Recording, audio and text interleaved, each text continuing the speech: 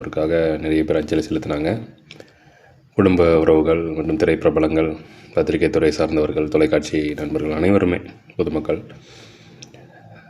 So அவர்கிட்டருந்து அவர் விட்டு செல்லும் அந்த பாடம் என்னன்னு பார்த்தீங்கன்னா, உடம்பை கெடுத்துக்காதீங்க அப்படிங்கிறது தான். ஏன்னா ஆரம்ப காலத்தில் அவர் கலைத்துறைக்கு வரும்பொழுது குறைவான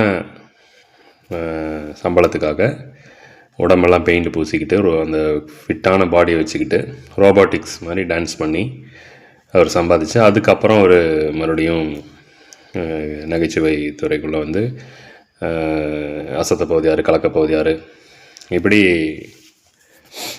நிறைய ஷோஸ் பண்ணி அதுக்கப்புறம் தான் சினி ஃபீல்டுக்கு வந்தார். அவ்வளோ கஷ்டப்பட்டுருக்காப்புல. ஆனால் சொல்ல வந்தது என்னென்னா, என் உடம்பை பார்க்க நான் மறந்துட்டேன் அப்படிங்கிற மாதிரி சொல்கிறாரு. ஸோ ட்ரக்ஸ் யூஸ் பண்ணாதீங்க, அதுதான் இந்த பதிவு மூலமாக சொல்ல வர்றது. ஏன்னா ஆல்ரெடி நிறைய கண்டென்ட்டில் இதை சொல்லிக்கிட்டே இருக்கும் திரும்ப திரும்ப.